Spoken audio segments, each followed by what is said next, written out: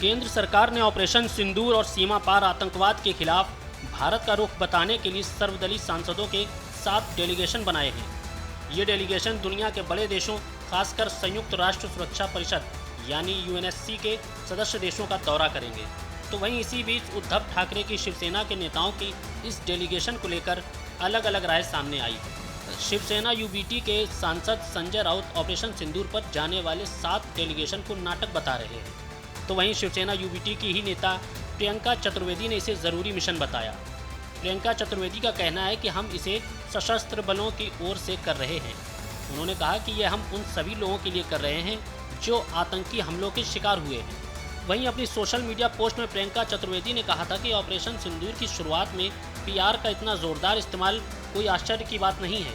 उन्होंने कहा कि सच्चाई सामने आएगी और आतंकवाद के समर्थक बेनकाब होंगे।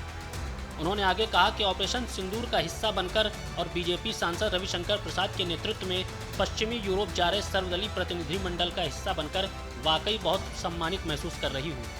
आतंकवाद को बढ़ावा देने और सहायता करने के लिए पाकिस्तान को वैश्विक स्तर पर बेनकाब करने के लिए यह हमारा संयुक्त प्रयास है। यह हमारी जवाबी लड़ाई है। जबकि इस मामले में संजय राउत का कहना था कि देखिए, बीजेपी इस मामले में भी राजनीति कर रही है, ये ठीक नहीं है। संजय राउत ने कहा था कि टीएमसी के 35 और समाजवादी पार्टी के 40, लालू प्रसाद यादव के भी लगभग 5 मेंबर हैं। राउत ने कहा कि आप ऑल पार्टी डेलीगेशन की बात करते हो तो आपको सबको ले जाना चाहिए। वहीं उन्होंने अपनी दूसरी मांग को बताते हुए कहा कि ऑल पार्टी डेलीगेशन को कश्मीर में लेकर जाना चाहिए। आप ये दोनों नहीं कर रहे हैं। देखिए, भारतीय जनता पार्टी इस मामले में भी राजनीति कर रही है, ये ठीक नहीं है। आपको अपोजिशन का समर्थन भी चाहिए और आप अपोजिशन में स्प्लिट भी करना चाहते हो इस मामले में। ये बहुत ही गलत बात है। सबसे पहले इस प्रकार का डेलीगेशन भेजने की ज़रूरत नहीं थी। क्या ज़रूरत थी? अपोजिशन ने एक मांग की थी, स्पेशल सेशन कश्मीर और ऑपरेशन सिंदूर पर, वो आप नहीं करने जा रहे। वो सेशन होने के बाद आपको भेजना चाहिए था, लेकिन आप अपने मर्जी के जो एमपीज है उसका एक डेलीगेशन बनाकर भेज रहे। शिवसेना के 9 मेंबर हैं लोकसभा में। हमको किसी ने पूछा नहीं कि लोकसभा में से किसी को आप भेजना चाहते हैं क्या।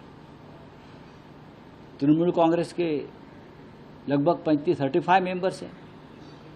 समाजवादी पार्टी के 40 मेंबर हैं। लालू प्रसाद जी के भी 4 या 5 मेंबर्स हैं। आप ऑल पार्टी डेलीगेशन की बात करते हो ना, तो आप सबको लेना चाहिए।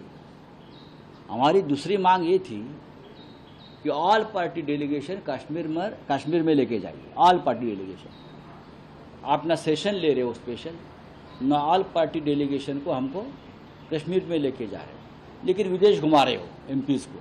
क्या करेंगे जाकर?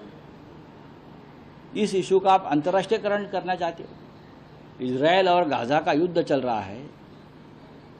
प्राइम मिनिस्टर नेतन्याहू ने हमारे यहाँ डेलीगेशन नहीं भेजा है, या अमेरिका में या विश्व में डेलीगेशन नहीं भेजा है। जेलेंस्की ने डेलीगेशन नहीं भेजा है ऑल पार्टी, या पुतिन ने। ये कब से क्या कर रहे हैं लोग?